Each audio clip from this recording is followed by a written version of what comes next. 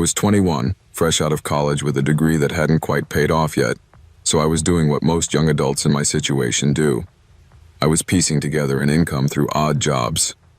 Babysitting was the most reliable source. That's how I ended up with the Masons, a seemingly perfect, sweet family with 2 little girls, 6-year-old Lily and 4-year-old Emma. They lived in an immaculate, newly built home in one of those suburban developments where every lawn is manicured and every porch looks like a magazine spread. The Mason house was a palace of light and modernity. It was all huge, open-concept living spaces, high ceilings, and walls of glass. The first thing that drew your eye was the massive kitchen island, a gleaming, smooth slab of white quartz that sat directly across from the living room couch. The entire area, from the kitchen to the living room, was bathed in light from the wall of sliding glass doors overlooking their pristine backyard, which backed up to a heavily wooded nature preserve. The Masons were easy to work for. Their routine was clockwork. Dinner, bath, stories, and the girls were asleep by 9:30 p.m., leaving me with hours of quiet, well-paid downtime. It was, I thought, the easiest gig I'd ever had. I settled into the plush couch that night, around 10:45 p.m., the house settling around me. It was too quiet, perhaps, but that's what made it perfect. The only light on downstairs was a small table lamp near the sofa, and the soft glow spilling in from the backyard security light. I was slumped down, half scrolling through my phone, half watching a rerun on the huge flat-screen TV. The house felt cavernous and still. It was precisely 11:03 p.m. when I looked up. It wasn't a sudden movement or a sound that caught my attention. It was just a natural, lazy glance toward the kitchen. And that's when I saw it. Across the smooth, white surface of the island, a shadow was cast. Not a faint, wavering shadow from a tree branch or a car headlight, but a tall, perfectly defined human silhouette. It was standing just on the other side of the island, where the built-in shelving and stools were. It was utterly still. I slowly brought my phone down, my thumb hovering over the keypad. My breath hitched in my throat. My mind raced, trying to find a logical explanation. Was it my own shadow? No. The light was behind me, and this shadow was too tall, too defined, and positioned exactly as if a person were standing upright, facing me, on the opposite side of the counter. The kitchen was massive. There was no light source that could cast a shadow like that, so sharp and motionless from that location. I squeezed my eyes shut, counted to 3, and opened them again. The silhouette was still there, a block of dark against the pale quartz. It didn't waver, didn't shift. It was just standing there. I slowly reached for my phone, my hand trembling now, ready to call 911. My fingers brushed the smooth glass of the screen, and in that exact second, as my hand moved, the shadow didn't flicker or run. It simply vanished. One moment, the tall, perfectly defined shape was there. The next, the smooth white countertop was empty. It was as if someone had just switched off a projector aimed at the wall, but there was no projector and no wall. There was just nothing. I sat there for 5 minutes, heart pounding against my ribs, convinced I was hallucinating from exhaustion. I stood up, walked into the kitchen, and flipped on the overhead lights. The space was bright, sterile, and perfectly empty. I rationalized it. A trick of the eye, light adjusting, maybe a smudge on the glass door that briefly caught the light just right. But the knot of dread in my stomach told me otherwise. 10 minutes later, I decided I needed to move, to do something normal to break the silent tension of the house. I went upstairs to check on the girls. Their large bedroom was at the end of the hall, a room they shared with matching twin beds and a ridiculous amount of stuffed animals. I opened the door softly, careful not to creak the hinges, and paused to let my eyes adjust. They had a small nightlight glowing near the dresser, and immediately, I saw it again. It wasn't a shadow this time. It was something worse. It was a dense, absolute lack of light.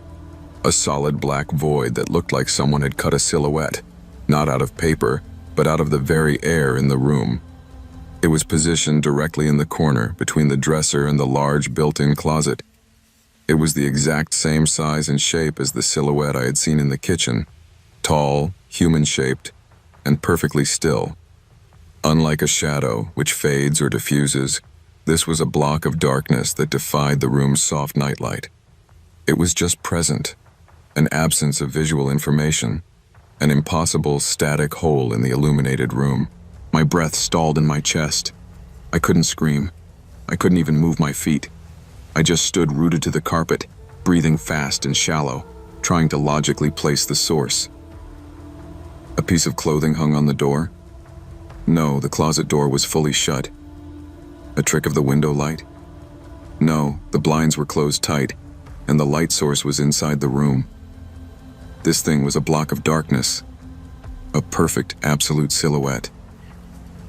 The logical part of my brain finally kicked in, screaming at me to find a cause.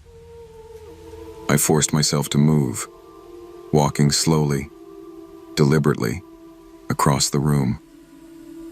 My heart hammered so hard I thought the sound would wake the girls. As I approached the corner, the cold dread intensified.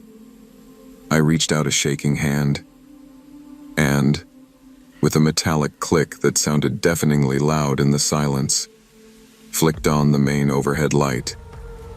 The light flooded the room, the brightness immediate and absolute. The black silhouette vanished instantly, swallowed whole by the light. The corner was empty. Just the pale blue wall, a basket of toys, and the closed closet door. I stood there, blinking in the sudden harsh light, my body shaking with adrenaline. I heard a small movement. Lily, the 6-year-old, sat up groggily in her bed, rubbing her eyes. "Did you see it?" she whispered, her voice barely audible. I turned quickly, trying to sound calm and steady, but the word came out shaky. "See what, honey?"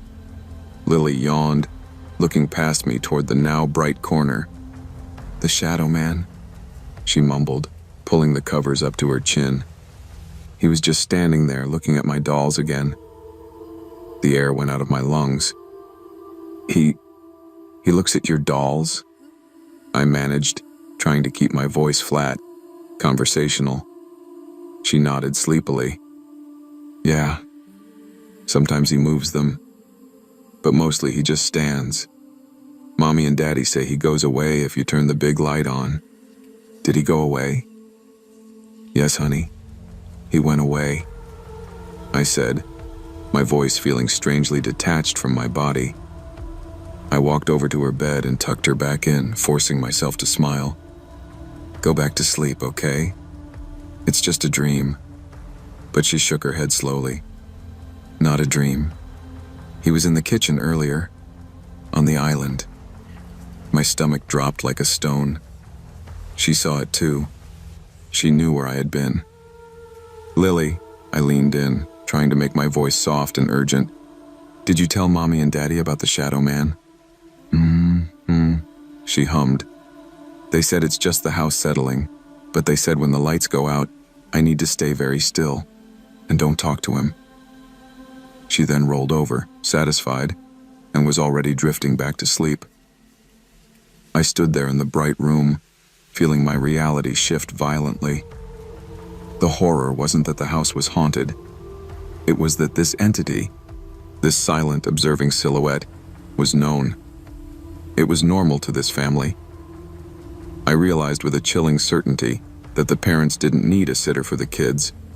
They needed one for the shadow, someone new and temporary to draw its silent, malevolent attention away from their family for the night. A decoy. I moved quickly, my mind in a state of controlled panic. I pulled the heavy dresser across the room until it was wedged against the door. Then, I turned the main light off and flipped the small nightlight back on. The corner was now visible but empty. I grabbed a small plastic rocking horse and wedged it under the door handle for good measure. Then I quietly slipped out, locking the door behind me and placing the key on the narrow hallway ledge. right beside a ceramic photo frame of the girls. I didn't want to go downstairs. The living room, with its wall of glass and the smooth, reflective island, felt like a trap. I chose the brightest, smallest room I could find, the upstairs linen closet, which also housed a small laundry chute and had a fluorescent light. I pulled out my phone and tried to call my sister, but she didn't pick up. I couldn't call the police. What would I say? A shadow man that only appears in the dark is staring at my dolls, and a 6-year-old confirmed it? They'd send a psychiatric evaluation team, not a patrol car. I had to figure out what was happening, or at least get out without creating a panic. The Masons were due back around 1 a.m. I checked the clock. 11:47 p.m., an hour and 13 minutes. As I sat there, knees pulled to my chest, pressed against the folded towels, I kept staring at the small gap beneath the linen closet door. It was well lit by the fluorescent bulb. Then, I heard a sound from the hallway, outside the closet, a quiet, scraping sound.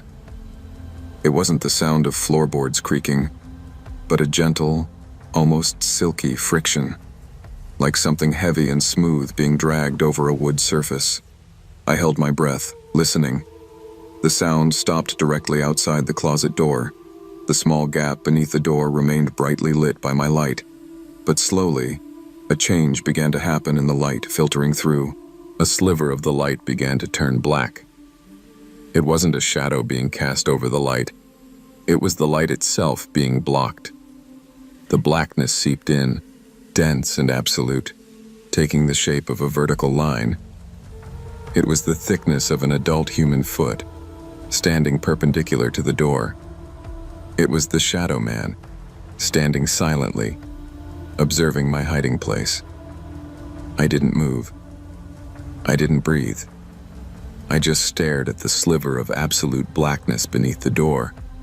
It stood there for what felt like an eternity, that silent, impossible void of light. Then, as slowly as it appeared, it retracted, and the gap beneath the door was bright again. The scraping sound, the sound of its movement, receded down the hallway and stopped right outside the girl's bedroom door. I could hear the faint, muffled sound of the plastic rocking horse being pushed against the wood. It was trying to get in. I stayed in that closet, frozen for 45 minutes, until my phone chimed. It was a text from Mrs. Mason. "Just pulling into the driveway. Thanks again, be there in a sec." I scrambled out of the closet and ran down the stairs. The house was exactly as I had left it. I went to the front door just as I heard the car engine cut off outside. Mr. and Mrs. Mason walked in, smiling and relaxed. "Oh, honey, you're still up. Thanks so much," Mrs. Mason chirped, handing me a wad of cash. "The girls are asleep, the room is locked, and the key is on the ledge," I stated, my voice flat, my eyes scanning the kitchen island in the corners of the room. Mr. Mason frowned slightly. "Locked? Why did you lock the door?" "Lily said something about a shadow man," I replied, unable to stop myself. I met his eyes, and I saw it. Not panic, not confusion, but a quick, knowing flicker of resigned weariness. Mrs. Mason quickly stepped forward, putting a hand on my arm. "Oh, you know Lily. She has the wildest imagination. We've had a few contractor issues, some funny light reflections since the build. Please don't worry about it." I pulled my arm back gently. She said he was looking at her dolls, and she said he was in the kitchen on the island. I saw him too.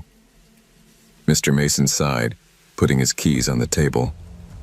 "Look, we appreciate you watching the house. Here's a little extra for your troubles." He handed me another 20. "Just a weird house, all right? It's new, but sometimes you get things." He wouldn't meet my gaze. "We're having a different girl start on Wednesday. No need for you to come back next weekend." I realized then that they weren't sending me home. They were firing me because I hadn't been a good decoy. I was too observant, too sensitive to the thing. I was meant to have been so focused on my phone that I wouldn't have noticed the presence, just enough of a live, warm body to occupy it for the night. I didn't argue. I just grabbed my purse, nodded once, and walked out the door. As I backed my car out of their perfect, immaculate driveway, I glanced one last time at the house. The bedroom light was off, and in the sheer blackness of the front window, I saw the perfect tall silhouette standing there, still and silent, looking out into the night. But it wasn't standing alone anymore. It was standing directly between the two parents, one on either side, all three silhouetted in the darkness, waiting for the morning light to hide it again. Be wary of the perfect facade. When a situation, a person, or a place appears unnaturally immaculate or easy, it is often hiding a fundamental, dangerous flaw that someone else is desperately trying to conceal or offload. Sometimes you aren't being hired for a job. You are being hired as a shield. My name is Jasmine, but everyone in the neighborhood called me Miss J. At 15, house sitting for extra cash felt like a pretty good gig, especially on a Tuesday afternoon in July. The sun was pouring over the Halversons' manicured lawn, the scent of freshly cut grass hanging heavy in the air, and down the street, I could hear the rhythmic thwack of a tennis ball. The atmosphere was disarming, aggressively normal. I was watching 8-year-old twins, Max and Sam. Their mom, Mrs. Halverson, had called me around noon, apologizing profusely. "Jay, I am so sorry, but I have a last-minute emergency meeting with the school board. It's unavoidable. Can you cover until 7? I agreed immediately. More hours meant more money toward the used car I desperately wanted. She seemed rushed, maybe a little stressed, but nothing out of the ordinary. She gave the boys a quick hug, told me the pizza was already paid for, and sped off in her SUV. The boys and I were sprawled out in the family room, building some ridiculously complex Lego spaceship. Max was arguing with Sam about the placement of a fin when I heard it. A soft, metallic shh. It was the sound of the sliding patio door opening, followed by a quiet thud as it slid shut. "Did you guys invite anyone over?" I whispered, putting down my piece of Lego. Max shook his head, his eyes wide. "Mom said no one was allowed." The Halversons were very strict about that. I told the boys to stay put and silent. I crept toward the hallway leading to the kitchen, my heart starting to pound not from fear of a ghost or a slasher, but from the sudden, jarring intrusion into our quiet afternoon. I figured it was a neighborhood kid, or maybe a thief. I peered around the corner of the banister, looking down into the kitchen. It wasn't a stranger. It was Mr. Lyle Halverson. Lyle Halverson was an imposing man, usually quiet and polite, a retired professor who always wore a blazer. But the man in the kitchen now was different. He was standing perfectly still, his back to me, and he was covered in blood. It was dried, rusty brown blood spatter on his shirt and across the back of his neck, but it wasn't gushing. He looked utterly calm, methodical, as though he were performing a tedious household chore. He wasn't rushing, wasn't looking for valuables, and wasn't making a sound. He simply walked to the kitchen window and slowly, deliberately, pulled the blind down. Swoosh. Then he moved to the deadbolt on the garage door, flipped the lock, and engaged the top security chain. Click. Clack. I pulled back from the banister, retreating silently until my back hit the wall. The true horror of the situation hit me. The emergency meeting was a lie. Something had happened, something violent given the blood. And Lyle was home, but he wasn't well. He was locking us in. I crept back to the family room. Max and Sam were still whispering, confused. "Boys," I mouthed, "we have to be absolutely silent." I picked up the landline phone. Dead air. He must have cut the lines before coming inside, or maybe I was just praying that the storm had knocked out service. I checked my cell phone. No signal. The neighborhood's security bubble had burst. We were trapped in a silent house with a man who knew every hiding spot and every creak. He believed he was saving his family from the outside world, and I was just an obstacle, or maybe tragically, part of the family he intended to save. Lyle had disappeared from the kitchen, and the entire house had fallen into an unnatural silence. We had retreated to the master bedroom upstairs, the one room with a door that had a small, old-fashioned bolt lock. It wouldn't hold him for long, but it gave us a moment. The boys were crying silently, and I held them close, trying to project a calm I didn't feel. "We have to get out," I whispered. "The windows. Can we open the windows?" The window was old, heavy, and painted shut. It took all my strength to shove it up just enough to create a gap.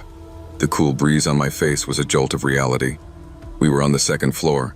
It was a rough drop, but not impossible if we could break the fall. The problem was getting to the window without being heard. Lyle knew this house intimately. I pictured him downstairs, the hammer I had briefly glimpsed tucked into his waistband, waiting patiently.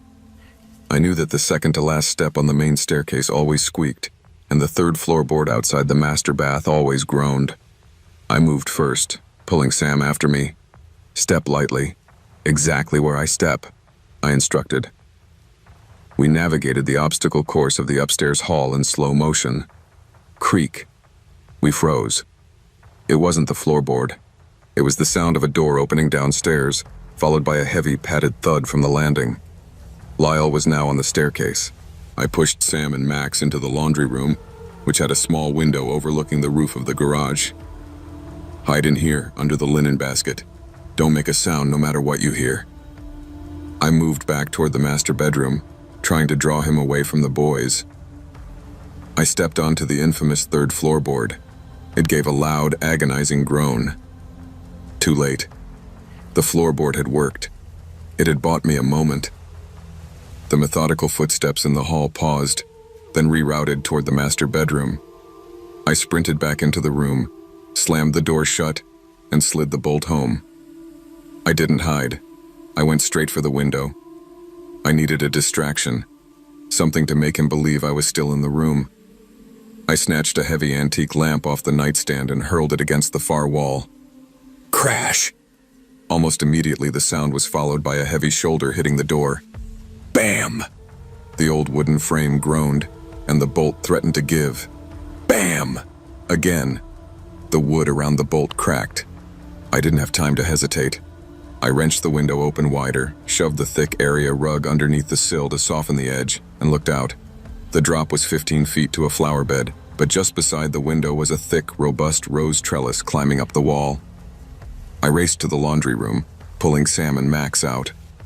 "Quickly! Out the window! The trellis is right there!" Max, being the braver twin, went first. I lowered him out, supporting his weight until his sneakers found purchase on the crossbars of the trellis. "Go down fast. Keep going until your feet touch grass. Don't look back." Sam was next.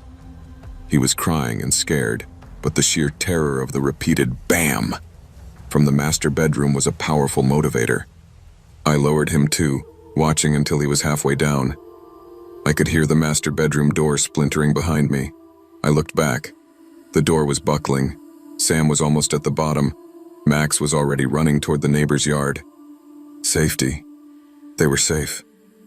I had to go.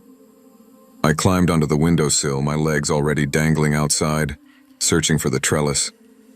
I could hear the final, desperate cracking sound of the door frame giving way.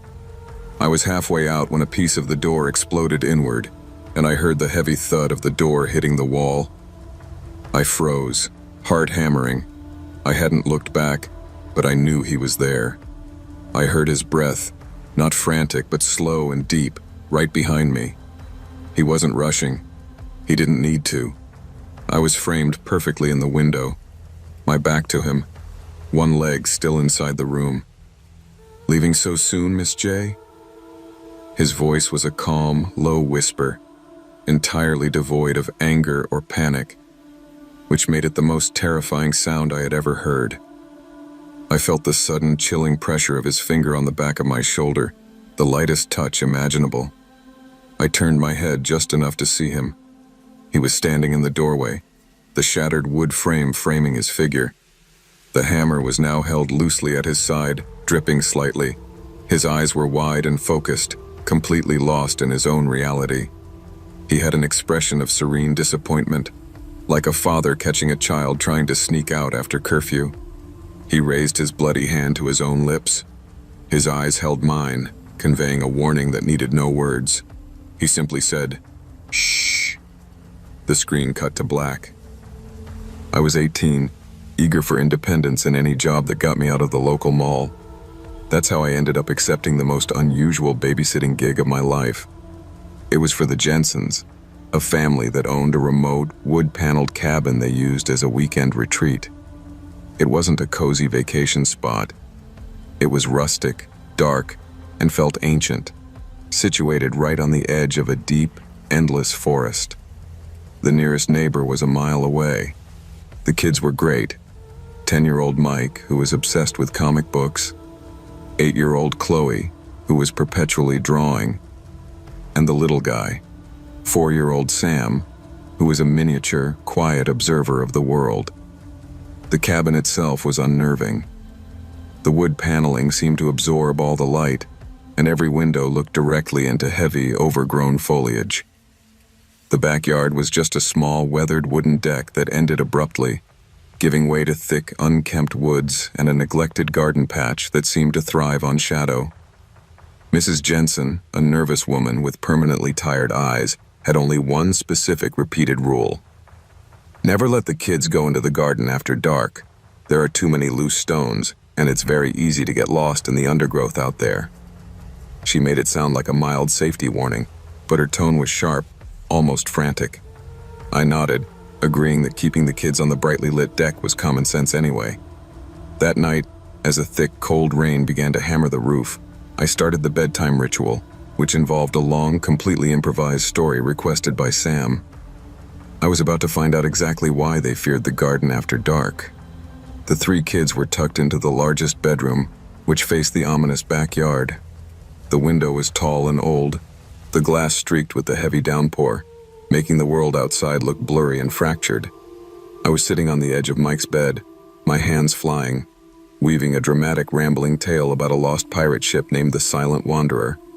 I was using my full range of voices and sound effects, enjoying the rapt attention of my audience. As I was describing the pirate captain's great brass telescope, I looked up at the window. My focus, which had been entirely on my storytelling, immediately shifted, arrested by something in the pitch-black garden, deep past the deck's edge. The storm had made the woods outside an absolute inky void, save for the faint reflection of the room light on the wet glass. But in that void, low to the ground, partially hidden by the wet, thrashing shrubs, were 2 perfect neon green lights. They weren't the scattered, pulsing lights of fireflies, and they certainly weren't reflections, because they were focused, constant, and internal. They were 2 glowing, unblinking spheres, set exactly the distance apart where eyes would be on a creature of substantial size. They were watching the window, watching me. A cold wave of paralyzing fear washed over me. I kept the story going, forcing the words out, my voice thin and tight. "And the captain saw the whale," I stammered, my hand gestures becoming jerky and unnatural. My mind raced, trying to find a logical explanation. Could it be a pair of reflective stakes? No, the light was too organic, too intense, and far too high off the ground for garden markers. Fireflies? They blink, and this light was constant, focused, and unmoving. It was like 2 charged spheres suspended in the absolute blackness. The children, thankfully, seemed mesmerized by my shaking hands and strained voice, not yet noticing my gaze was locked on the window. I pushed the story forward, trying to reach a natural conclusion so I could get up and close the heavy curtains, or better yet, lock the door and call the parents. But my tongue felt thick and heavy in my mouth. I couldn't look away from the 2 cold, luminous points staring directly into the room.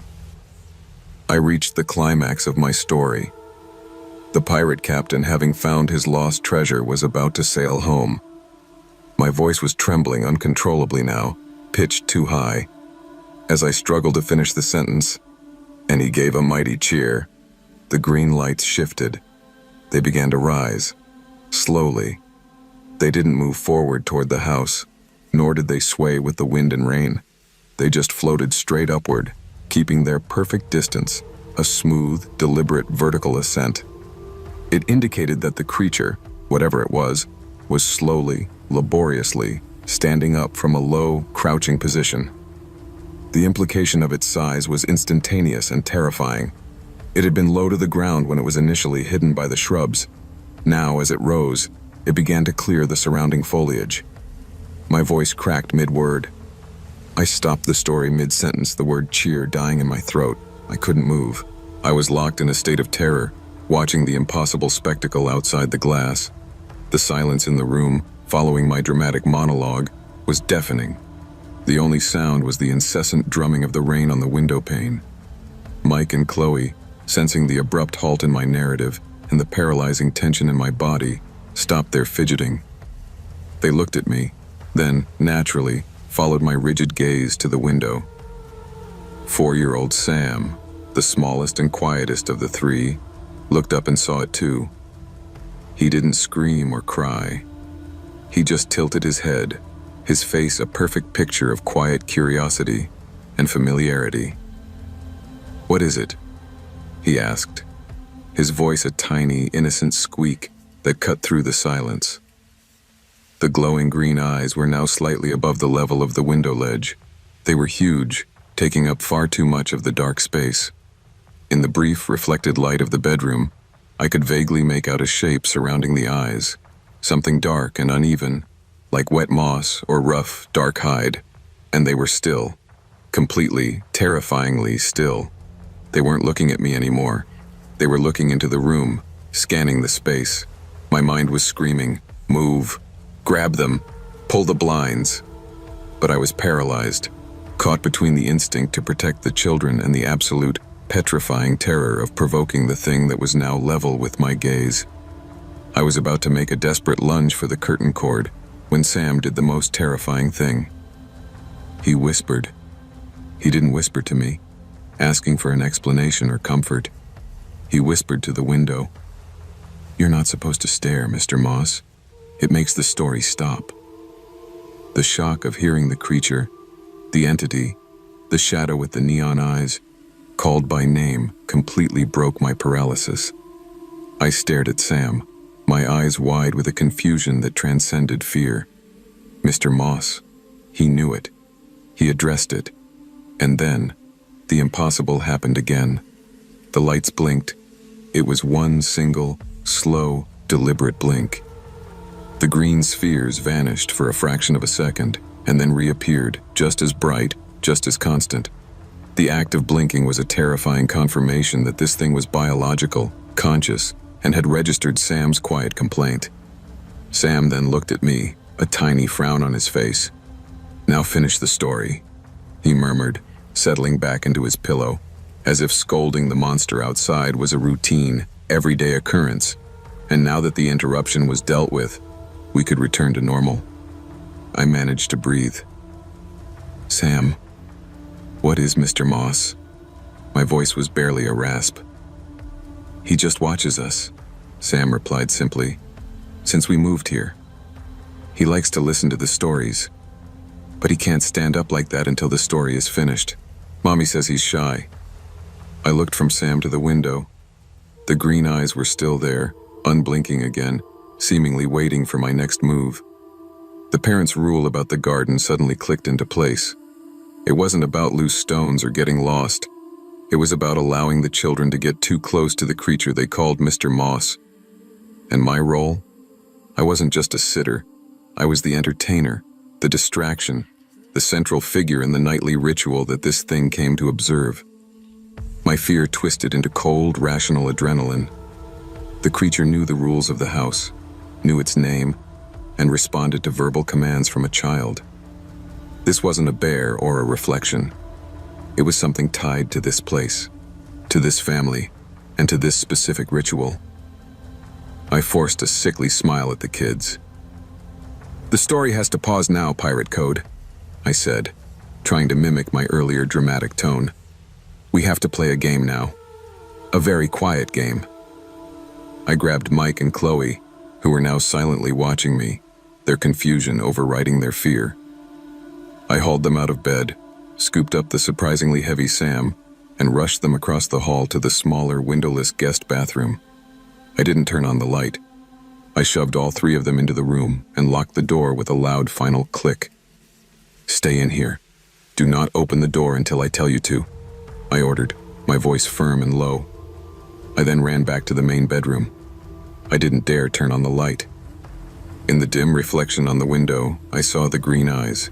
They were still there, still watching the now empty beds. The silence felt aggressive. I snatched my purse, pulled out my phone, and backed slowly out of the room, keeping my eyes on the window until I reached the doorframe. I didn't dare go downstairs to the landline. I needed to be able to move fast. I raced into the dimly lit hallway, my heart threatening to beat out of my chest, and quickly punched in Mrs. Jensen's number. It rang only once before she answered, her voice sounding immediately alert and slightly panicked. "Hello? What's wrong?" "Mrs. Jensen, I need you to come home now," I whispered, pressing myself against the wall, listening for any sign of movement from the bedroom. I was 17 that summer, facing down a tuition bill that felt heavier than my whole life. I needed money fast, the kind of cash that didn't come from scooping ice cream. That's how I ended up answering an ad for a part-time babysitter for the Rourke family, 2 blocks from my high school. My name is Sarah, and what followed was the most genuinely unsettling experience of my life. A slow burn realization that still makes me check my deadbolts. The mom, Elena Rourke, was sweet and scatterbrained, a busy doctor who handled the scheduling. But the person who gave me the job, and the person I had to report to, was the father, Mr. Rourke. He was a retired history professor, thin and severe, with a reputation in the neighborhood for being eccentric. He was in his late 50s, always wearing a perfectly crisp starched shirt, and he moved with an almost unnatural precision. The first time I met him, his handshake was dry and firm, and his eyes, a watery blue, took me in from my worn Converse to the nervous knot in my hair. The twins, an 8-year-old boy and girl named Leo and Lila, were easy kids. The jobs were simple. Feed them dinner, help with homework, and put them to bed by 9. I usually spent the next 3 hours reading on their ridiculously large leather couch while waiting for the Rourkes to return from their symphony dates or gallery openings. The pay was fantastic, easily covering my spring semester books. But Mr. Rourke was immediately strange. Every time he spoke to me, his gaze was slow, deliberate. It felt less like a conversation and more like an assessment. He wouldn't just glance at me. He'd scan my features, my hands, even the way I sat. The first few times, I dismissed it as a professor's habit, trained to observe, to critique. Then the name started. It was the first, most confusing clue that something was deeply wrong. Every time he was ready to leave, he'd stop at the front door, turn, and fix me with that intense gaze. "Now, remember, Megan," he'd say, stressing the name sharply. "No guests, and the emergency number is on the fridge." "It's Sarah, sir," I'd correct him, forcing a polite smile. He'd chuckle, a dry, papery sound. Right. Forgive me, Jennifer. Head full of old history, I suppose." I corrected him 3 times that first week. It seemed like a genuine, if rude, habit of a distracted academic. But as the weeks went on, the names got stranger, older, and more dated. Doris, Marlene, Betty, names that sounded like they belonged to women his age, not a girl struggling to pay for college. It was annoying, unprofessional, and profoundly unsettling. I started looking forward to the nights Elena Rourke dropped me off and picked me up, just to avoid the bizarre, slow-motion insult of his misidentification. I was 3 weeks into the job when the real shift happened. It was a Saturday night, and the twins were asleep upstairs. Mr. Rourke had announced he was going for a quick errand to pick up a special cigar from his club downtown. He made his usual exit, stopping at the door, turning, and hitting me with a new name. "Be vigilant, Susan," he'd instructed with a small, unsettling smirk. Then the front door closed, and I heard the unmistakable sound of his Mercedes engine starting up and pulling away from the curb. The entire house settled into silence. I remember thinking about the name Susan. It was slightly closer to my generation than Doris, but still felt wrong. I tried to shake off the weirdness and went back to reading a novel on the couch. 10 minutes later, the air conditioning kicked off, and in the sudden silence, I heard it. The subtle but distinct scrape of a key in the front door lock, followed by the soft click of the door closing again. I sat straight up, my heart immediately thumping against my ribs. He forgot something, I thought, standing up. But instead of walking into the living room, which was the main room off the foyer, I heard a different sound, the clack-clack of his leather-soled dress shoes on the tiled floor of the kitchen, which was located at the far end of the house beyond the main hall. "Mr. Rourke?" I called out hesitantly. I didn't like the silence that followed. I didn't like the darkness of the hall. "Don't worry, Susan." His voice drifted out of the inky blackness of the kitchen. It sounded muffled, closer than before, but still casual. "Just getting a glass of water. Didn't realize I was so thirsty." I hesitated. He knew the routine was to check in. He was supposed to walk past the living room and say hello. Why stand in the dark kitchen? Why didn't he turn on the light? The whole thing felt wrong. The house felt too big, too dark, and suddenly the silence was aggressive. I sat back down, trying to convince myself it was nothing, just another weird Rourke quirk. But my eyes kept darting toward the kitchen door, and the hair on my arms was standing on end. I waited, listening for the sound of running water or the refrigerator door opening. I heard nothing, just the silence. Then about 5 minutes later, I heard it again. A tiny, almost inaudible click of the deadbolt being unlocked from the inside, followed by the soft, controlled snick of the front door opening and then closing, even quieter than the first time. This time, when the front door closed, a sudden sweep of bright, powerful headlights cut across the living room window. I watched his silver sedan pull out of the driveway again, the same car I had watched leave 10 minutes earlier. He hadn't gotten a glass of water. He had been in the house, silent, in the dark, for the better part of 15 minutes, hiding from me, listening. He had performed the second exit. I was terrified. The next time he hired me, I wanted to quit, but the check for that shift was the one that would cover my remaining book fees. I rationalized it. I just had to get through one more night. I told myself I'd watch TV in the twins' room and lock the door, but I knew that was overkill, and a breach of trust. That night, the exit was different. He used the name Marlene, and his gaze lingered for a moment longer than usual. The sound of his car pulling away was louder, more definite, as if he knew I was listening. I waited until the house was completely silent, the twins long asleep. I didn't sit down. I walked immediately to the kitchen and looked at the tile floor. Nothing was out of place. He was too careful. He hadn't needed a glass of water. He had been there to observe. My mind was reeling from the violation. I needed proof, something concrete to explain the terror that was now a cold lump in my stomach. I knew where to look. Mr. Rourke had a large study off the main hall, a room full of antique maps and heavy wooden furniture.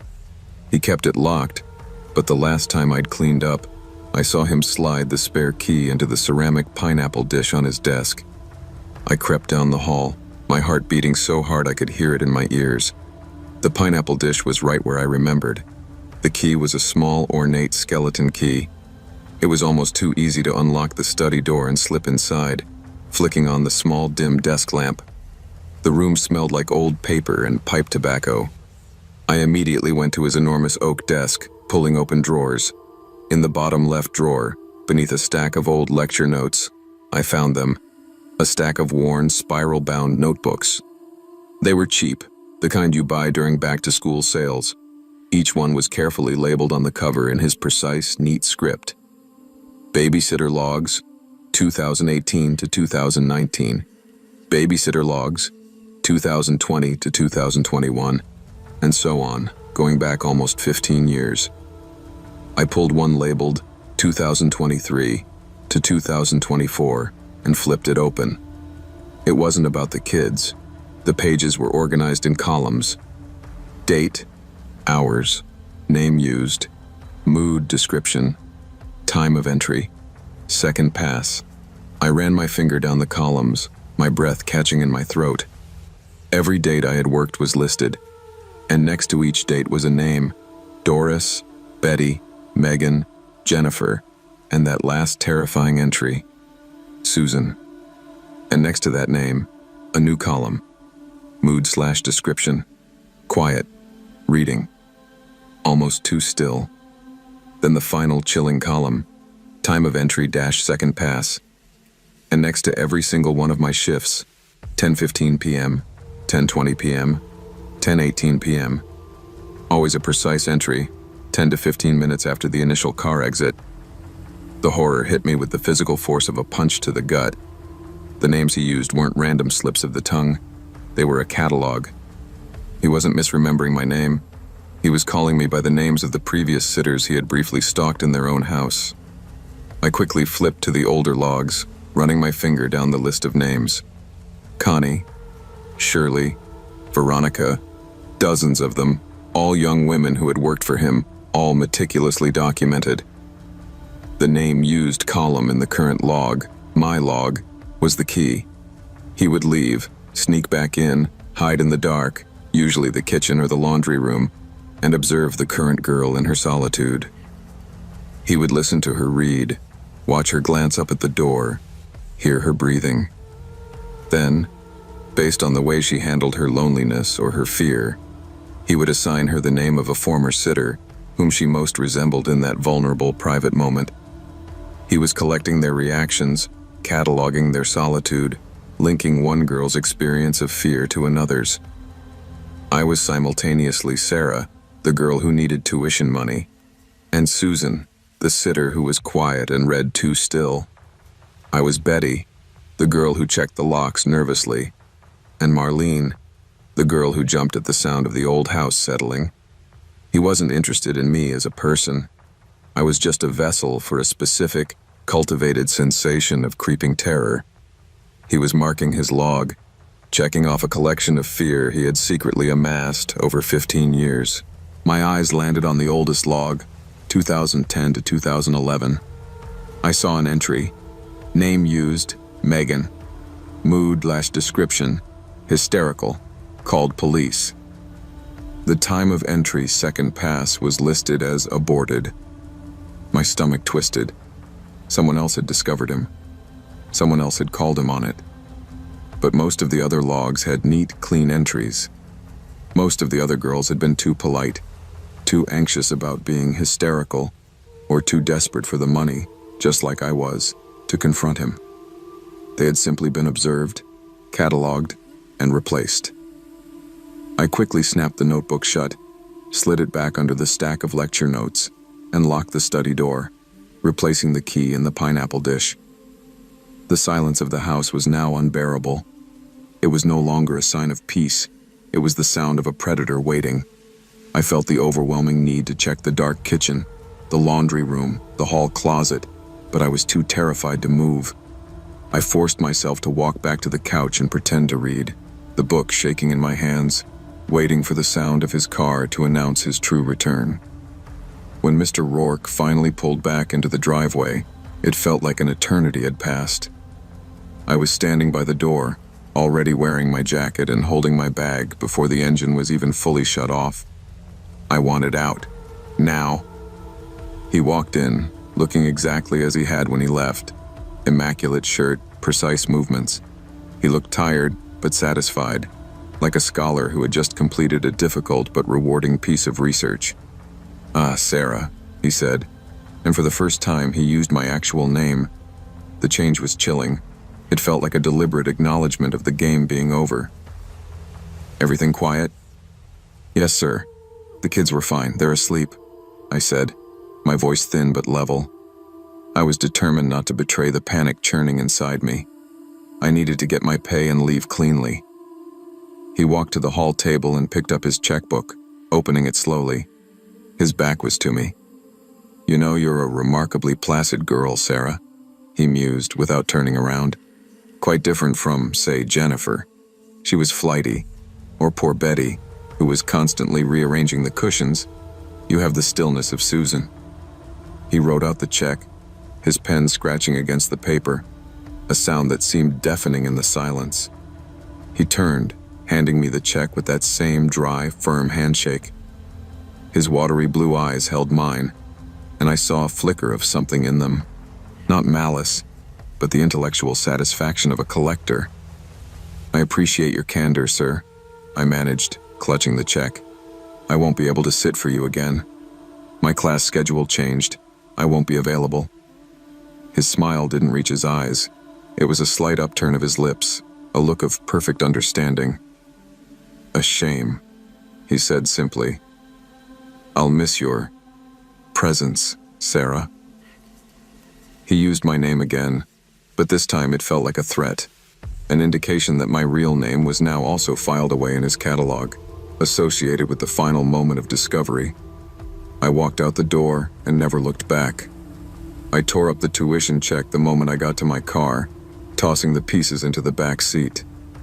The money wasn't worth the feeling of being watched, cataloged, and named by a stranger who collected fear like stamps. I found another job washing dishes. It paid less, but every night when I came home, I knew that the darkness in my apartment was just darkness, and not a space being occupied by an audience of one.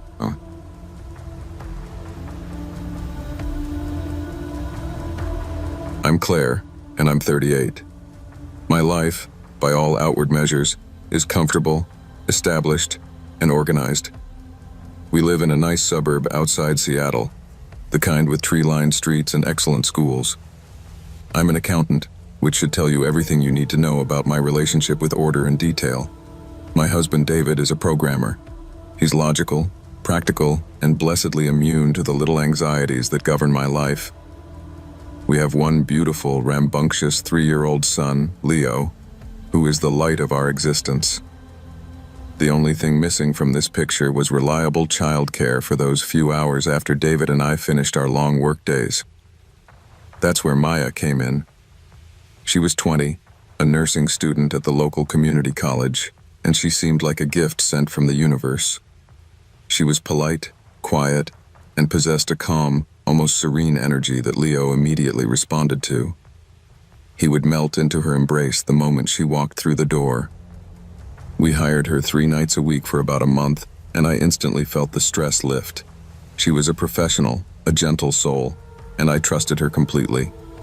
I have to emphasize my nature. I am meticulous, almost obsessively so. Everything in our house, from the spice rack to the filing cabinets, has a specific, inviolable place. I thrive on order, and my environment is a reflection of my inner control. It wasn't until the 3rd week of Maya's employment that the feeling of wrongness started. It didn't begin with anything large or expensive. It started with tiny, minute details that only someone with my level of meticulousness would ever, in a million years, notice. It wasn't theft. It was surveillance. The first incident was so trivial I almost dismissed it as a momentary lapse of memory. I found a loose paperclip on the corner of my mahogany dresser, right next to my jewelry box. Now, my office is downstairs. I use paperclips for filing invoices, never in the bedroom. I immediately went through a mental checklist. Did Leo sneak one up? No. He's never allowed near the office supplies. Did David bring one up? Impossible. He uses digital note-taking. I picked it up, feeling a prickle of static electricity, a feeling of something being out of place, and tossed it into the nearest junk drawer. 2 days later, the feeling came back, stronger this time. I was brushing my teeth, and I noticed my electric toothbrush charger. It was moved precisely 3 inches to the right of its usual spot on the bathroom counter. I keep it perfectly aligned with the edge of the granite. 3 inches. It seemed insane to even notice it, much less dwell on it, but I knew with absolute certainty that I hadn't moved it. David always leaves his charger and toothbrush exactly where they are. Maya was the only other person in the house. I tried to suppress the rising anxiety. She was watching my son, not rummaging through my life. Maybe she cleaned the counter and just set it down crookedly. That's what I told myself. But the paperclip and the charger were the beginning of a subtle shift in the physics of my home. My ordered world was being micro-disturbed, and I was the only one who could detect the tremors. The disturbances continued, tiny, insignificant, yet deeply unsettling. A book on the shelf in the living room was pushed in too far. The remote control for the TV was angled slightly toward the kitchen, not straight toward the screen. Each one of these events was a whisper of intrusion, suggesting that while I was out, someone was not simply sitting on my couch watching TV, but was moving through my space, touching and examining the components of my ordered life. I finally told David about it one evening while we were loading the dishwasher. "I think Maya is snooping," I said, trying to keep my voice light, casual. He stopped, looked at the perfectly arranged plates, and laughed. "Snooping? Claire, she's a nursing student. She's focused on Leo, and then she studies. You're stressed about that audit, honey. She probably nudged the charger when she was washing her hands." His practicality made me feel childish, but it didn't quell the rising cold conviction. I wasn't stressed. I was being observed. I knew I hadn't moved those things, and I knew that Maya was the only variable. I had to prove I wasn't crazy, not just to David, but to myself. I needed concrete evidence, something undeniable that David, the programmer of logic, couldn't laugh off as stress. I decided to set a trap, the kind of subtle, almost invisible test only a deeply paranoid accountant would think of. In the kitchen, I keep a stack of petty cash under a ceramic plate in the highest cupboard, well out of Leo's reach. It's maybe $25, just singles and fives for the takeout delivery guy. Before Maya arrived on Friday afternoon, I went to the cupboard. I lifted the plate and carefully arranged the bills in a specific order. A worn $5 bill on the bottom, followed by 3 crisp new $1 bills, and a 20 on top. This was the key. I noted the precise orientation of the wrinkled corners on the singles. The tiny diagonal crease on the corner of the top single was facing due northeast. The middle one was perfectly straight. The bottom one had a tiny tear on the west side. I even took a quick photo with my phone, zoomed in, just to be sure I wasn't hallucinating the details. I was meticulous. I put the plate back down and closed the cupboard, ensuring the cabinet handle clicked perfectly into place. That night, David and I had dinner out. I couldn't focus on the conversation, running through scenarios in my head. Would she steal the money? If she did, it would be an immediate, clean-cut termination. But my gut told me she wouldn't steal. My gut told me she was looking for something else entirely. When we got home around 11:30 p.m., the house was silent. Maya was gone, having left a neat note about Leo's perfect evening and the time she left. David went straight to the garage to check the security system. I went straight to the kitchen cupboard. I lifted the plate. The 20 was still on top, the 5 was still on the bottom. The total amount of cash was unchanged. It was all there. I felt a surge of relief, followed by a cold, sickening realization as I looked closer. The 3 singles in the middle, they were reversed.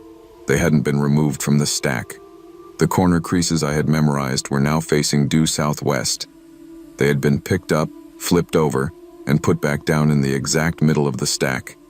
She hadn't taken anything of material value. She had simply confirmed that I had money there, and she had touched it. It was a methodical investigation, a brief, silent inventory of a small, secret part of my life. She was looking, not for cash or jewelry.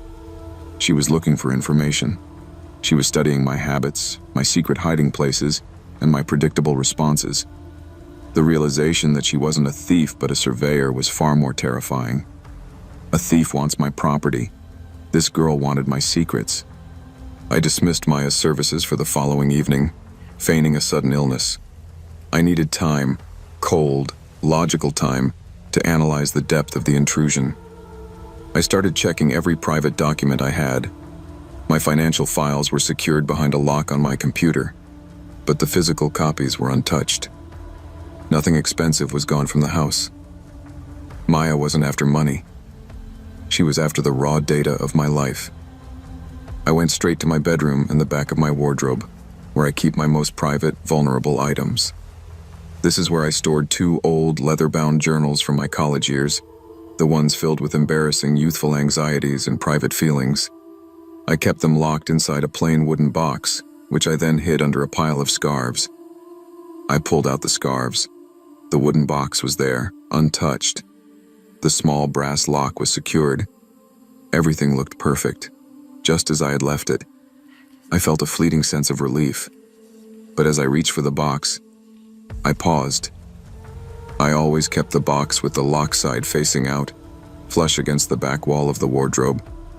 It made it easy to pull out and open. Today, the box was rotated 180 degrees. The lock side was facing inward. The key to the lock was hidden in a hollowed-out ceramic figurine on my nightstand. It was too risky and too time-consuming to unlock the box in the middle of a short babysitting gig. Maya hadn't opened the lock. It was still perfect, still fastened. But she had clearly pulled the box out, examined it, and rotated it before placing it back. She was testing the security, evaluating the importance of the contents based on the presence of the lock. It was forensic snooping. She was mapping the defenses of my emotional perimeter. I sat on the floor, the heavy wooden box in my lap, suddenly feeling naked and completely exposed. This wasn't a random incident. It was a methodical, intellectual assault on my privacy. She was looking for the weak points in my defenses. The paperclip, the charger, the reverse dollar bills, the rotated box. Each incident had been a small, contained shock. The final discovery was a visceral blow that left me reeling. It wasn't about order. It was about trauma. I opened the wooden box. The journals were there. I didn't touch them. I went to the second, smaller compartment inside the box, where I kept things of purely sentimental, non-monetary value. Tucked inside a velvet pouch was a tiny sterling silver locket. The locket contained a single, small curl of my daughter, Clara's hair.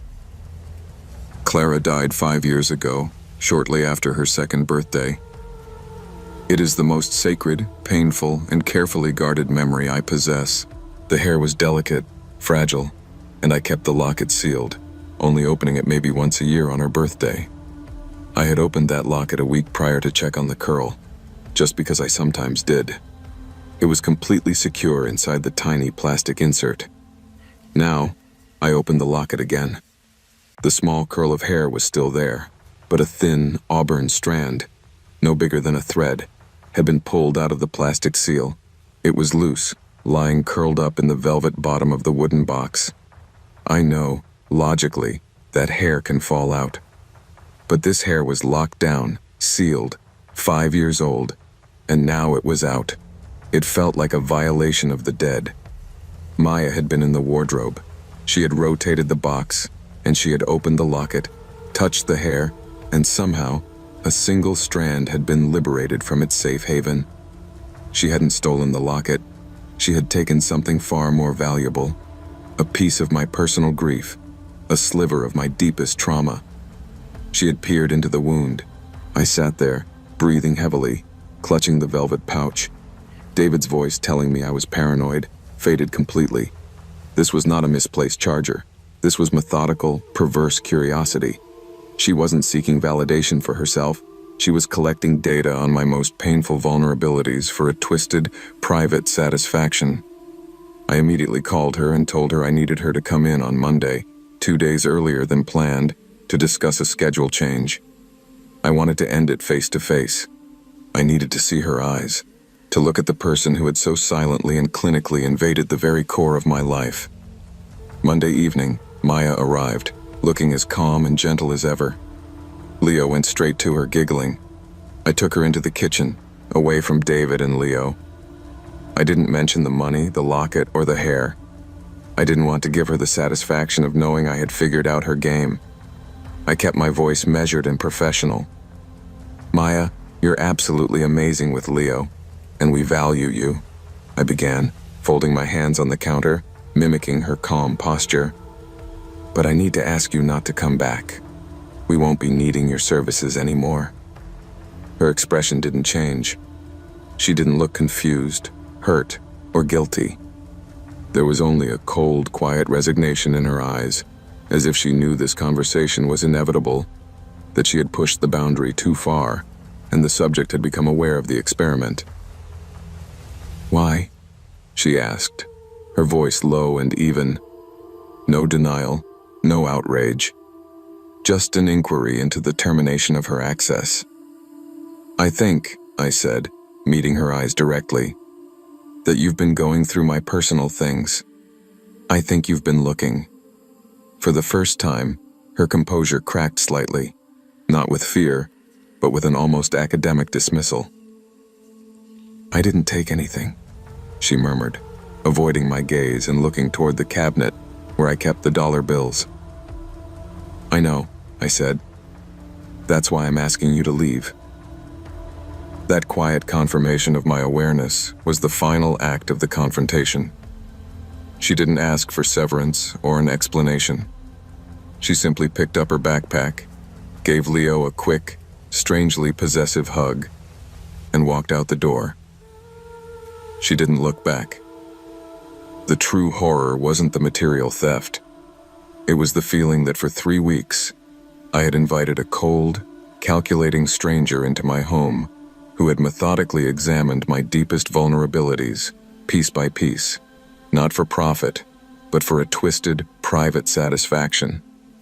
It made me feel exposed and sick, like someone had secretly read every embarrassing thought I'd ever had. The locks, the safes, the passwords.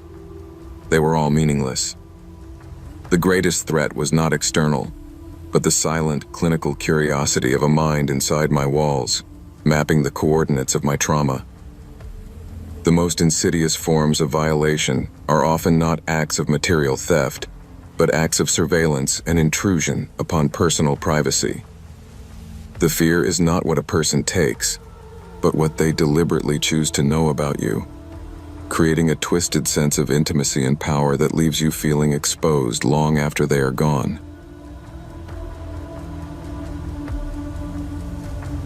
I was 19, home for the summer after my chaotic first year of college, and my bank account was screaming for mercy. That's how I ended up answering a Craigslist ad for a part-time sitter for the Caldwells.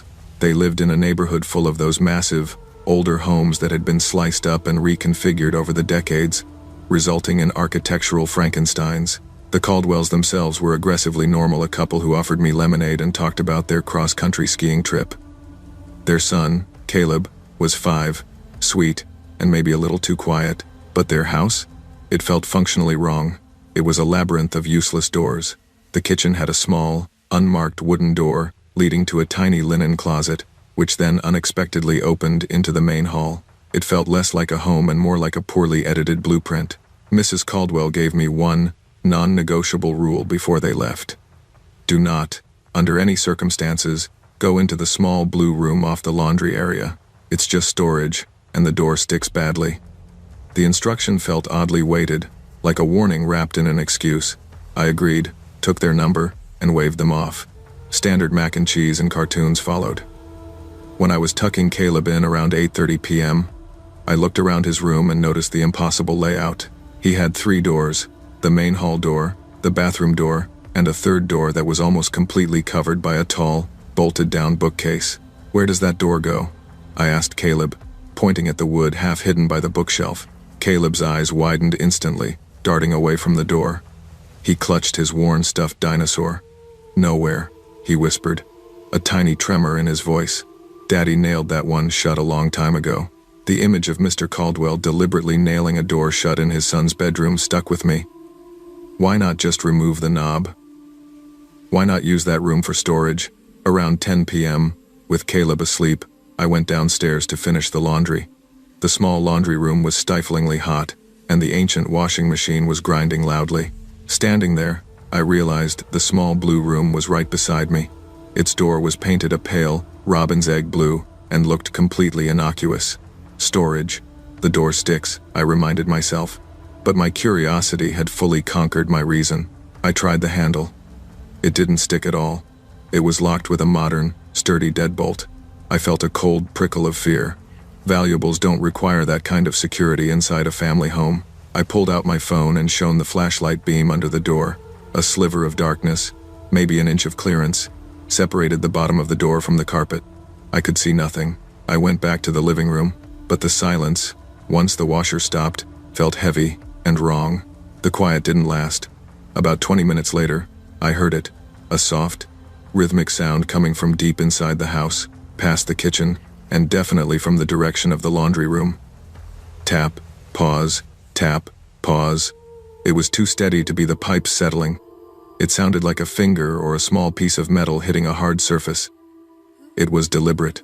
I crept back toward the laundry area, my body tense and cold despite the room's heat.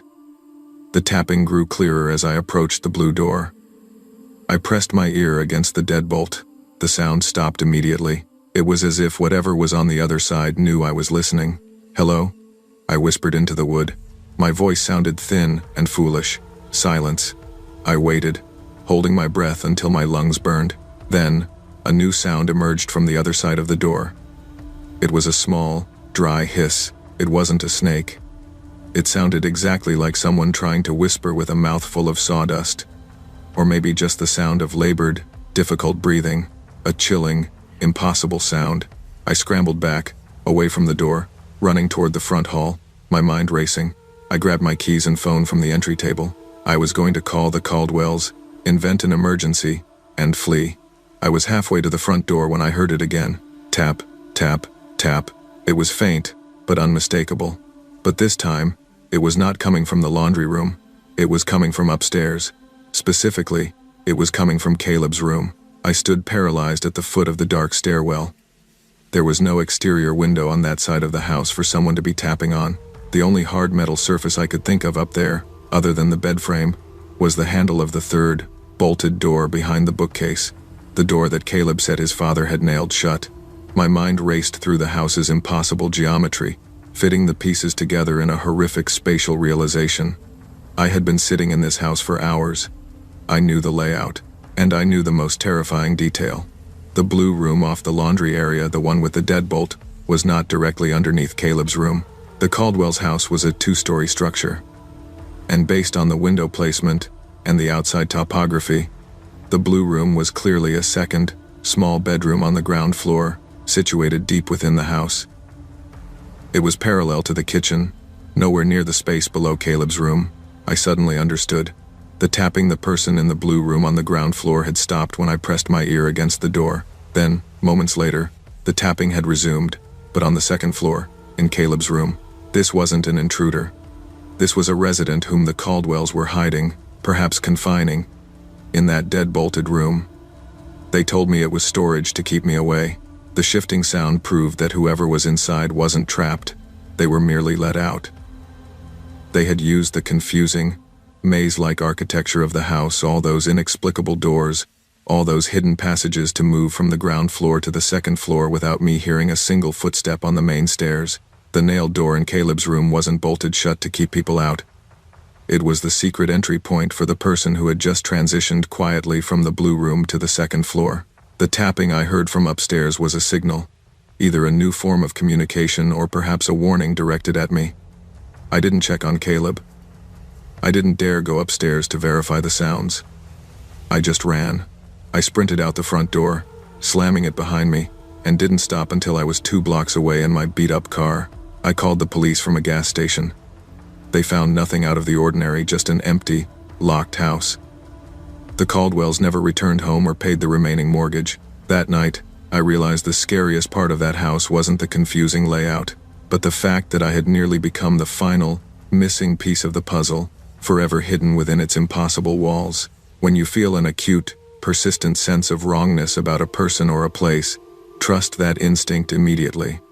The things people are most determined to hide are often concealed not with locks, but with plausible excuses and distracting complexities. Your mind is a better alarm system than any deadbolt.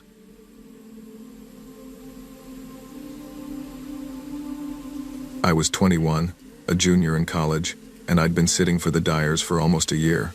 They were the perfect family gig, a sweet, middle-class couple, totally normal, with 2 kids, 10-year-old Chloe and 7-year-old Finn. I thought I knew their routines down to the minute. My name is Jess, and the only thing that ever raised an eyebrow was their absolutely rigid bedtime ritual. The Dyers were obsessed with the clock. Their kids had to be asleep by 9 p.m. on the dot. No negotiation, no exceptions, and certainly no bargaining. They even maintained a meticulous binder listing the precise steps: teeth brushed by 8:40 p.m., lights out by 8:50 p.m. The final, strange rule was for me, the sitter. I had to be completely silent and seated on the living room sofa by 9 p.m. I'd seen Mr. Dyer physically tense up if the clock nudged 8:55 p.m. and the kids weren't in bed yet. One particular Tuesday, the parents were late leaving, held up by a phone call. Mr. Dyer practically bolted out the front door, checking his watch every 5 seconds. 9 o'clock, Jess, he hissed at me, his voice strangely tight. Do not miss the deadline. It is absolutely crucial. I chalked it up to intense parenting, a hyper-strict routine for restless kids, but the level of anxiety he displayed was off-putting. It felt less like a schedule and more like a deadline for disaster. That night, everything was chaos. Chloe had a massive meltdown over a chipped doll. Finn spilled an entire glass of grape juice in the hall, and I was running late on cleanup. I was completely flustered, fighting the clock and the sticky floor. I finally managed to tuck Finn in and give him a rushed kiss goodnight at 8:58 p.m. He was already half asleep. I raced across the hall to Chloe's room. She was wide awake, lying stiffly on her back, staring at the ceiling. The light was still on. Close the door all the way, she commanded, her voice surprisingly flat and emotionless for a girl who had been crying 10 minutes earlier. And don't talk to me after the clock hits 9. She didn't look at me, her eyes fixed above. I didn't have a second to argue or ask why. I flipped the light switch at 8:59 p.m., plunging her room into darkness, and sprinted down the stairs. I collapsed onto the sofa cushion just as my phone screen clicked from 8:59 to 9 p.m. I felt a physical wave of relief wash over me. I had hit the deadline. The house went completely silent. And I mean silent. It wasn't the usual, kids are asleep quiet that follows a noisy house. It was a deep, unnerving dead silence, a stillness that felt like the air had been entirely sucked out of every room. The central air stopped humming. The refrigerator seemed to cease its low thrum. I sat there, trying to convince myself it was just the house settling, but it felt oppressive, heavy. I pulled out my phone and started scrolling, trying to distract myself from the heavy atmosphere. The silence was so profound that my own breathing seemed too loud. After about 10 minutes of scrolling, I realized I could hear a new sound coming from the kitchen.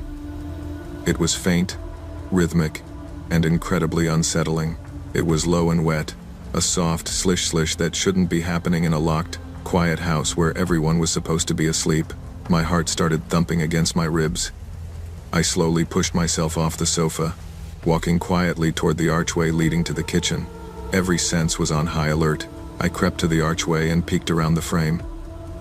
The kitchen was dark, lit only by the faint, diffused orange glow of the streetlight filtering through the window above the sink, and standing right at the center island, perfectly still, was Chloe, the 10-year-old. She wasn't sleepwalking.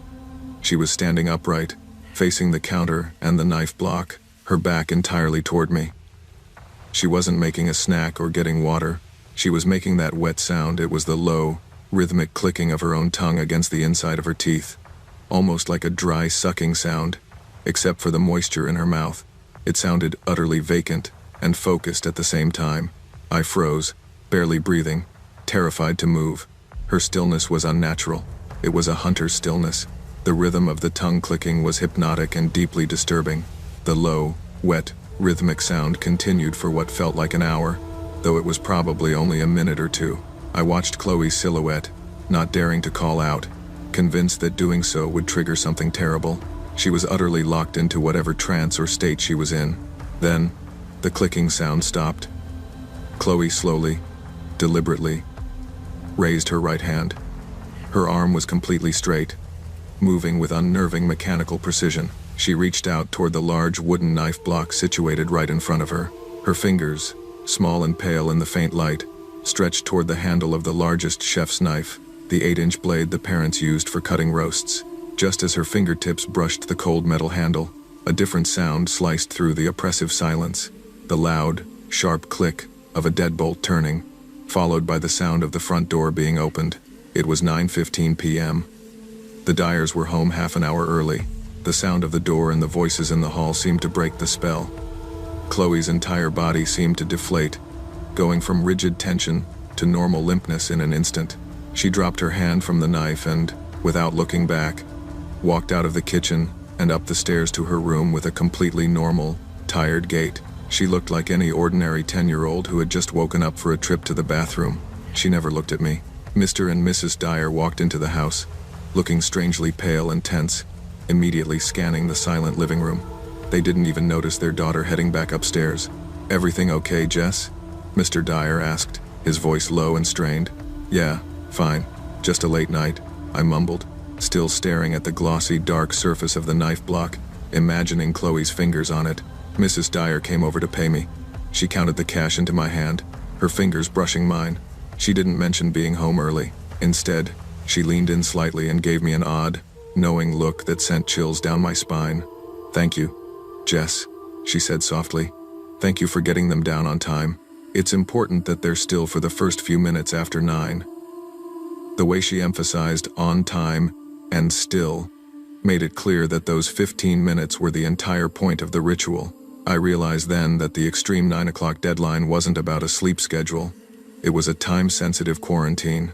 The 15 minutes of rigid silence was a window of vulnerability when something, some impulse, some dark instinct was active within their children, specifically Chloe. The parents' job wasn't to tuck them in. It was to keep the house silent and abandoned during the window. And their early return at 9:15 p.m. was their protection, the counterforce that broke the cycle. I took the money and left immediately. I never went back to the Dyers. I still don't know what was happening during that 15-minute window. Was the ritual meant to keep something out? Or was it a desperate, nightly attempt to keep something in, some dangerous, surfacing impulse in their child that they knew only surfaces when the house is quiet and the clock strikes 9? I only know that I don't want to be the witness when the window is missed. Be wary of routines and rules that lack rational explanation, especially when they are enforced with disproportionate fear and intensity. In domestic settings, extreme rigidity often masks a secret, desperate attempt to control an internal threat, and the witness to that routine is often the only one who sees the true, chilling nature of the control. The year I turned 20 was marked by a series of desperate, last-minute decisions. The most memorable being the night I took a strange babysitting job for a family named White. They lived way outside the suburbs, in a beautifully renovated farmhouse that backed up to thick woods. It was the kind of place that looked serene in the daylight but felt suffocatingly isolated once the sun went down. My job was to watch their 7-year-old daughter, Clara, a girl who was unnervingly sweet and quiet. The parents were rushing out to a late work dinner, barely giving me time to get the rundown. As Mrs. White was halfway out the door, she paused, pulling me close for one very specific, whispered instruction. "Clara is sensitive to sound," she stressed, her eyes wide. "The house must be completely silent after 9 p.m. No music, no TV, not even quiet talking. If you use your phone, put it on silent, and wear earbuds." I thought the rule was bizarre. Who demands absolute, total silence? But the money was good, and I needed it. I agreed, dismissing it as helicopter parenting gone extreme. That night, I discovered it was something far, far worse. Clara was an easy kid. She drew me a picture of a smiling sun, brushed her teeth without prompting, and was tucked into her bed at the end of the long, dark hallway upstairs by 8:45 p.m. Her room was clean, sparse, and faced the woods, which only added to the isolation. Once she was settled, I retreated to the living room downstairs. At exactly 9 p.m., I put in my noise-canceling earbuds, opened my laptop, and started watching a movie trailer on mute, figuring I'd kill time researching for college applications. The house immediately settled into a profound, almost aggressive silence. It wasn't the natural quiet of a sleeping house. It was a deep, heavy absence of noise that felt like a blanket had been thrown over my head. I could practically hear the pressure change in my eardrums. About 15 minutes into my research, I decided I needed a glass of water. I paused the video, pulled out my earbuds, and stood up from the couch. The total silence hit me again, and that's when I noticed the anomaly. I started walking toward the kitchen, and as my right sneaker lifted off the hardwood floor, I distinctly heard the faint creak of it settling back down. Seconds before my foot actually landed, I froze, heart slamming against my ribs. I tried again. I took a deliberate, measured step with my left foot. Before the leather sole even made contact with the wood, I heard the soft, dull thud of the impact. It wasn't an echo. It was a clean, audible reversal of time, a sound that predicted my movement. My reality felt suddenly, chillingly broken. Adrenaline flooded my system, overriding panic with a cold need to understand. I moved slowly, testing the phenomenon like a cruel physics experiment. I walked to the kitchen and grabbed a glass from the cupboard. The loud clink of the glass touching the counter sounded a fraction of a second before my fingers released it. The most terrifying moment came when I walked to the bottom of the staircase. I focused on the 6th step, the one I had already identified earlier that evening because it had a familiar, loud squeak. I slowly raised my foot to touch the step, preparing myself. Before my shoe was even hovering an inch above the wood, I heard the full, familiar, loud, unmistakable squeak. It wasn't just predicting a common sound, it was predicting a specific, known event. My terror shifted from a fear of ghosts to a paralyzing fear of sensory failure and a broken reality. I had to check on Clara. I crept up the stairs, moving awkwardly because I was constantly anticipating the sounds of my own movement that had, for all intents and purposes, already happened in the audible sense. The silence up here was even more oppressive, sucking the air and light from the hallway. When I finally reached the top, I stopped, straining to hear any normal, innocent sound from Clara's room. Then, I heard it, a small, dry, childlike giggle coming from the end of the hall, near Clara's door. It wasn't loud, but in that profound silence, it was as sharp and clear as a gunshot. It shouldn't have been there. Clara was supposed to be asleep. I stood motionless, my eyes glued to the dark, open doorway of Clara's room. My phone was still clutched in my hand, the flashlight off, useless against the strange physics of the house. The giggle came again. Fainter this time, like a secret shared just beyond the door. It was immediately followed by a soft, rhythmic sound. The distinct, low creak, stop of a child rocking back and forth in a chair. It was innocent enough on its own, but combined with the sound reversal, it felt predatory. I stood there for what felt like an hour, watching the black space of the doorway, waiting for something to be illuminated, for the girl in the rocking chair to appear. The rhythmic rocking sound was continuous, a metronome counting down to an unknown event. But the giggles only happened intermittently, small puffs of malice in the dark. My legs were shaking by the time I finally forced myself to move.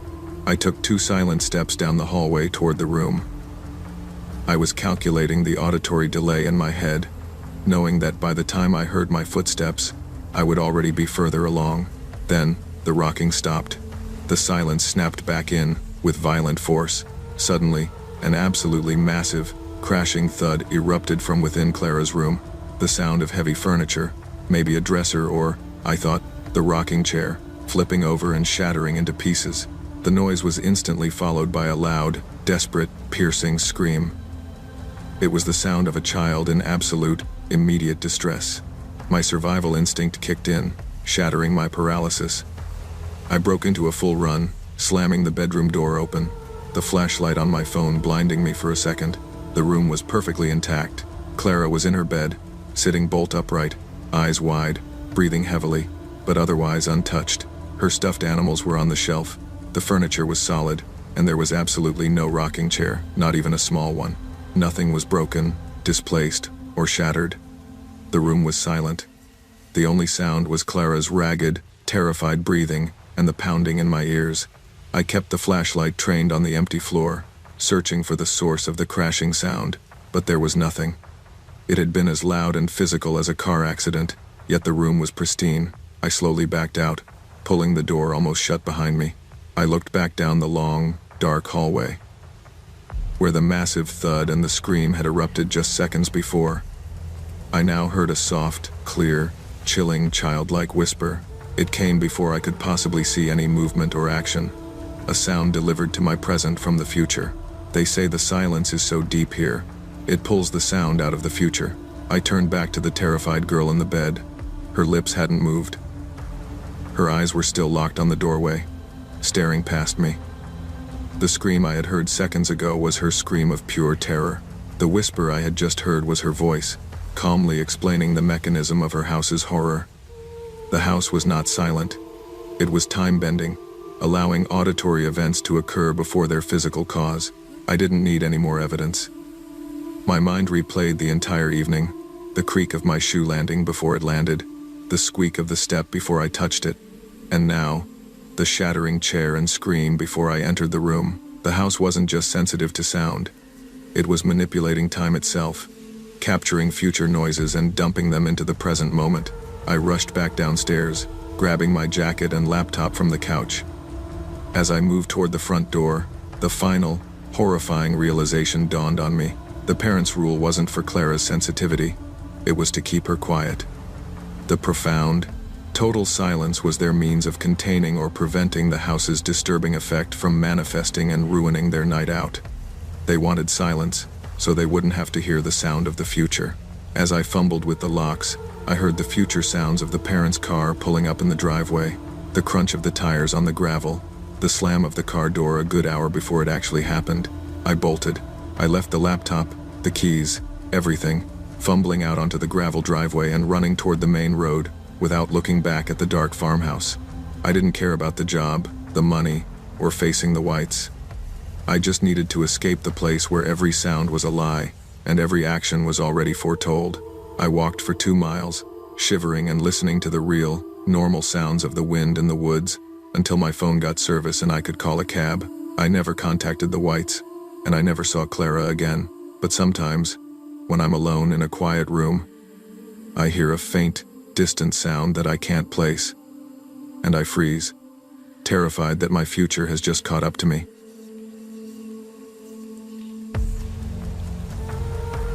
The gig was supposed to be easy money. I was house-sitting for a family, the Millers, who owned a colossal, isolated lakefront property about an hour north of the city. They were a seemingly normal family with 2 quiet, college-age teenagers. My only real responsibilities for the week were to feed their grumpy Persian cat and make sure the place didn't spontaneously combust. Easy enough. The house itself was the primary reason I took the job. It was stunning, a modern, slightly uneven U-shape, built with immense windows that gave every room a breathtaking view of a secluded cove on the lake. The main living room was a spectacle, a massive, open-concept rectangle dominated by an entire wall of floor-to-ceiling glass. I had been there 4 nights, and the peace was total. It was the kind of safe, silent isolation I usually craved, but that feeling of sanctuary was about to be obliterated by a simple, impossible reflection. It was the 5th night. I had settled into the enormous, plush, sectional couch around 11:30 p.m. The Millers had a ridiculous amount of cable, so I was watching a forgettable action movie and nursing a mug of tea. The main lights were off, leaving the room bathed in the soft, flickering glow of the screen and the warm, low light from a floor lamp near the kitchen door. The atmosphere was cozy, domestic, and utterly normal. I knew the living room layout like the back of my hand. Facing the lake were 3 massive glass panels, the windows. To the right was the massive stone fireplace, taking up the whole wall space, and behind the couch was a solid, interior wall leading to the hallway. I got up to put my empty mug in the sink, taking the route that led me directly past the lake-facing windows. As I walked, I glanced out at the black expanse of the lake, catching my own ghostly reflection in the glass. It was a clear image, my face, the couch, the fireplace on the right. Then I saw it. The reflection didn't stop at the fireplace. Behind the couch, reflecting in the glass of the main windows exactly where the solid, rough stone wall of the fireplace should have been, was a 4th window. My feet stopped dead on the polished concrete floor. The 4th window in the reflection was the exact same size and shape as the 3 I was looking through. If I was seeing a reflection of a 4th window in the glass of the others, it meant that behind the couch, there was light coming from the outside, showing the interior of a room. Yet, the area behind the couch was the solid stone of the fireplace wall. My stomach dropped, replaced by a cold, searing shock. This wasn't a trick of the light or a double pane. I turned slowly, my heart trying to hammer its way out of my chest. The stone fireplace was right there. I walked up to it, running my hand over the cold, rough face of the granite. It was solid, unmoving. No hidden door, no window. No light source whatsoever. I spun back to face the lake view glass. The reflection of the fourth window was still visible. The night outside was black, but the reflected room was subtly illuminated, showing the faint, warm orange glow of a table lamp, the same floor lamp I had turned off moments ago. I started testing the geometry, desperately searching for a rational explanation. I moved 3 feet to the left, then 3 feet to the right. The reflection moved with me, remaining perfectly aligned in the glass, still showing a fourth window directly behind the couch, parallel to the fireplace. That's when the horrifying realization hit me. The reflection wasn't showing the space behind the couch in the room I was currently in. The reflection was showing the exact dimensions and contents of this room, but from a different, unseen structure, located directly behind the Miller house. The reflection I was seeing was the outside of a second, identical house. I looked out at the dark lake, which was acting as a perfect, massive mirror. The reflection suggested that the entire Miller house was being perfectly mirrored by a second, identical structure, a copy built precisely parallel to it, separated by maybe 10 or 15 yards of empty space. Who builds a perfect, window-for-window copy of a luxury home, hidden in the trees behind the original, and why? Was it some elaborate, abandoned guest house, a storage facility? The thought of a parallel structure that perfectly replicated the architecture of the house I was in, down to the positioning of the windows, was profoundly unsettling. The sheer cost, the isolation, and the stealth of it made no sense. It had to be deliberate. As I stared, transfixed, the impossible fourth window in the reflection held my gaze. It showed the identical room, illuminated by an identical lamp, but completely empty. Then, I saw movement. In the reflection of the fourth window, the one that should have been the stone fireplace, I saw a shadow pass. It was a tall, thin shape, moving slowly from the right side of the window to the left. The movement was deliberate, like a person walking slowly past the glass. It paused directly in the middle. It was watching the original house. It was watching me. The sight of that slow-moving shadow was the final catalyst. Rationality vanished, replaced by an urgent, primal need to see the truth. I didn't grab a weapon. I grabbed my keys and the heavy-duty flashlight the Millers kept by the back door. I unlocked the deadbolt and bolted out onto the deck. The cat, roused by my sudden movements, gave me a single, disgusted yowl. I ignored him and ran off the deck, plunging into the darkness of the backyard. I circled the perimeter of the house, shining the powerful beam into the dense woods directly behind the structure. My mind was screaming, "A guest house. It has to be a large shed or a guest house." I ran until I was out of breath, navigating mud and thick undergrowth. I swung the beam back and forth, cutting through the darkness. The beam hit only trees, mud, and dense foliage. No other building, no guest house, no shed, no concrete foundation, no telltale reflection of light on glass, nothing but the woods, going back indefinitely. I checked my watch. I had been out there for close to 6 minutes, frantically running and searching. The trees were too dense, the land too overgrown, to hide a structure the size of the Miller house. It simply wasn't there. Exhausted, shaking, and completely bewildered, I stumbled back inside. I slammed the back door shut and locked it, checking the deadbolt twice. My knees buckled slightly, and I leaned against the kitchen counter, trying to catch my breath and regulate my panicked thoughts. Why did I see it? Was I hallucinating from the isolation?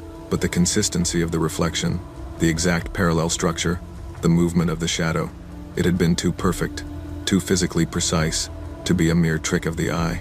I slowly walked back into the living room, approaching the 3 massive lake-facing windows. I took a deep breath, braced myself, and looked at the reflection in the glass. It was back to normal.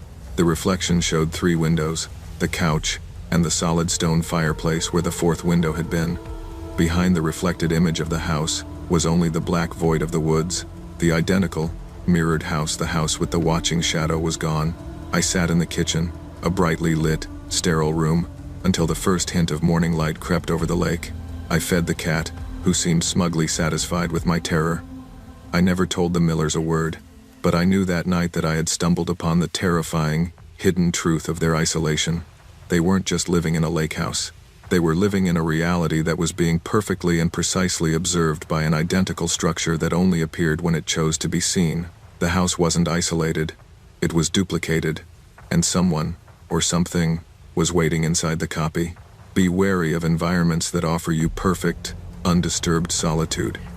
In true isolation, the only thing that can observe you is either yourself or something that is not meant to be there, capable of mirroring your reality in a way that confirms your deepest fears.